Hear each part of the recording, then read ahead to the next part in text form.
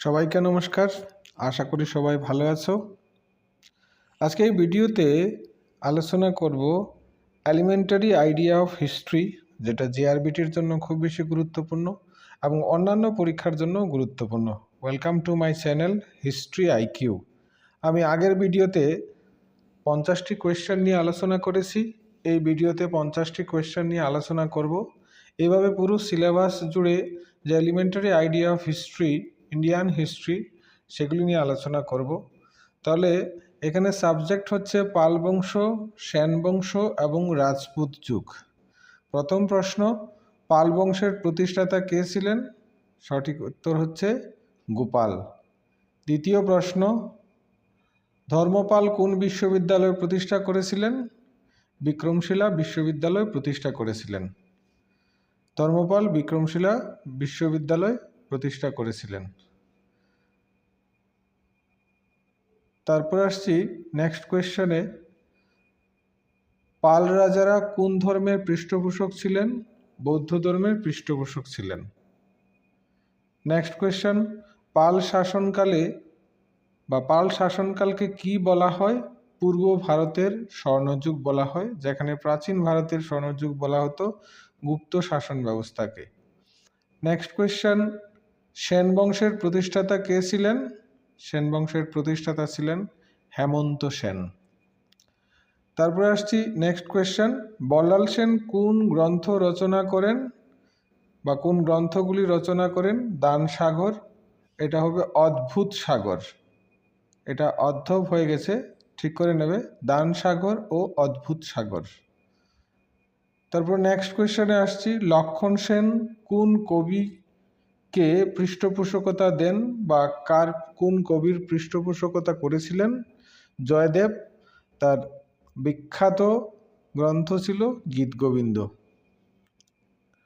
Next question, Rajput শব্দের অর্থ কি? রাজপুত শব্দের অর্থ রাজপুত্র।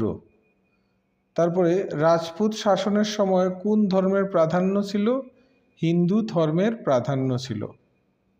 নেক্সট, প্রতিহার বংশের বিখ্যাত শাসক কে ছিলেন? উত্তর মহেন্দ্র পাল ও বোঝ রাজা। নেক্সট যদি আসি, বিষয় হচ্ছে মুসলিম আগমন ও দিল্লির সালতানাত বা দিল্লির সুলতানি শাসন ব্যবস্থা। ভারতে মুসলিম আগমন কবে কোথায় থেকে হয়? আরব বণিকদের মাধ্যমে কেরালায় হয়। মনে রাখতে হবে, কেরালায় প্রথম আরব বণিকরা এসেছিল, আর এরপরে সিন্ধুতে তারা আক্রমণ করে। সিন্ধু জয় কে করেন? মোহাম্মদ বিন কাসিম 712 খ্রিস্টাব্দে দাহিরের সঙ্গে তার যুদ্ধ হয়, এতে দাহির নিহত হন। প্রথম স্বাধীন মুসলিম রাজ্য কোথায় গঠিত হয়? 1206 খ্রিস্টাব্দে দিল্লিতে গঠিত হয়েছিল। দিল্লির সালতানাত বা দিল্লির সুলতানি শাসন ব্যবস্থা কবে শুরু হয়? 1206 খ্রিস্টাব্দে কুতুবউদ্দিন আইবকের মাধ্যমে। দিল্লির সালতানাতের প্রথম শাসক কে ছিলেন? কুতুবউদ্দিন আইবক। কুতুব মিনার নির্মাণ শুরু করেন কে? কুতুবউদ্দিন আইবক। কুতুব মিনার সম্পূর্ণ করেন কে? করেছিলেন ইলতুৎমিশ। তিনি দাস বংশের শ্রেষ্ঠ সুলতান ছিলেন ইলতুৎমিশ। ইলতুৎমিশ কাকে দিল্লির সিংহাসনে বসান তার পরবর্তী সময়ে উত্তরাধিকার হিসাবে? তার কন্যা রাজিয়া সুলতানকে। নেক্সট কোয়েশ্চন, ভারতে প্রথম নারী শাসক কে ছিলেন? রাজিয়া সুলতান। সুলতানা হবে না, রাজিয়া সুলতান। নেক্সট হচ্ছে আলাউদ্দিন খিলজি কোন বংশের ছিলেন? খিলজি বংশের ছিলেন। নেক্সট প্রশ্ন, আলাউদ্দিন খলজির বাজার নিয়ন্ত্রণ নীতি কি ছিল? দ্রব্যমূল্য নিয়ন্ত্রণ, বাধ্যতামূলক দালালি, এটা ছিল ব্রোকারেজ বাধ্যতামূলক করা হয়েছিল। আলাউদ্দিন খলজি দক্ষিণ ভারত জয় করেন কাকে দিয়ে বা তার নেতৃত্বে কে ছিলেন? মালিক কাফুর ছিলেন তার সেনাপতি। তুগলক বংশের প্রতিষ্ঠাতা কে ছিলেন? গিয়াসউদ্দিন তুগলক। মনে রাখতে হবে, দিল্লিতে দাস বংশের পর তুর্কি বংশের পর আসলো খলজি বংশ, এরপরে আসলো তুগলক বংশ।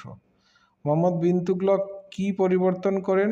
না, রাজধানী দিল্লি থেকে দৌলতাবাদে স্থানান্তরিত করেন? এখানে প্রশ্নটা এইভাবেও আসতে পারে যে কে রাজধানী স্থানান্তরিত করেছিলেন? মোহাম্মদ বিন তুগলক। কোথায় করেছিলেন? দৌলতাবাদে।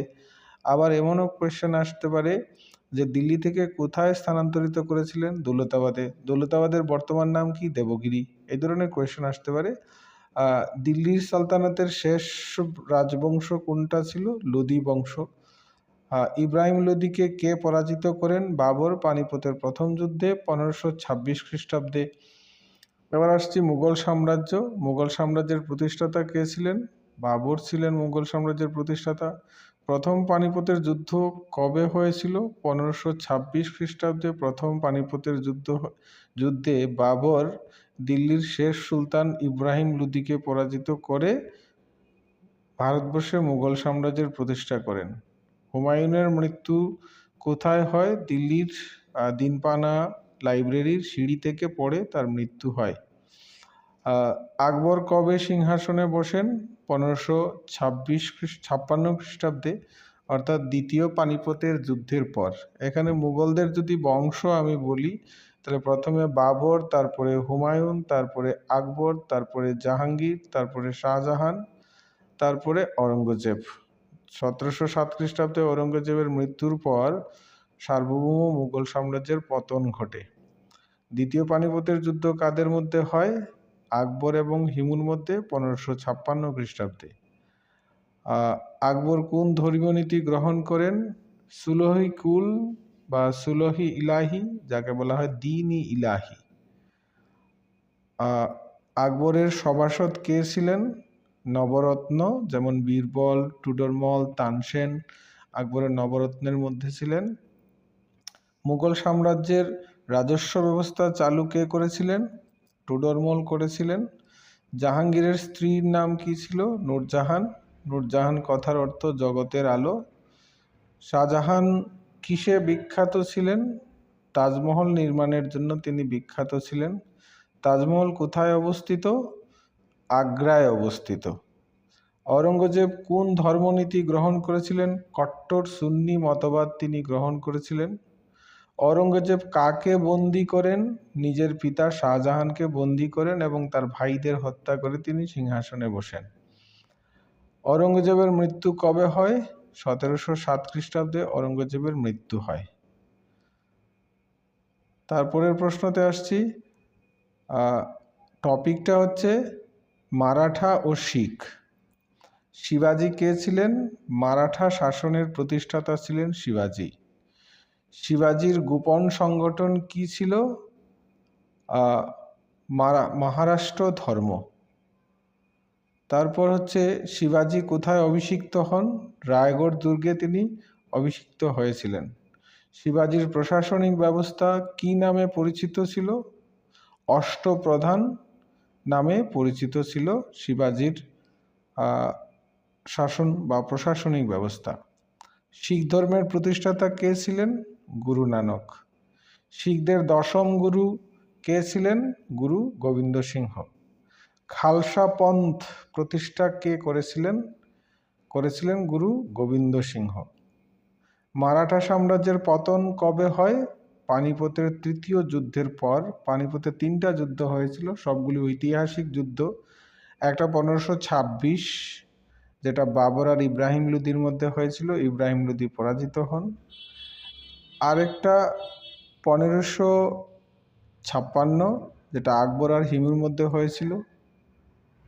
তৃতীয়টা হয়েছিল 1761 খ্রিস্টাব্দে, যেখানে মারাঠাদের পতন ঘটেছিল। পানিপথের তৃতীয় যুদ্ধ হয়েছিল। পানিপথের তৃতীয় যুদ্ধ কারা করেছিল? মারাঠা বনাম আহমেদ শাহ আবদালি। এবং শেষ কোয়েশ্চেন, পানিপথের তৃতীয় যুদ্ধের ফলাফল কি হয়েছিল? মারাঠারা পরাজিত হয়েছিল।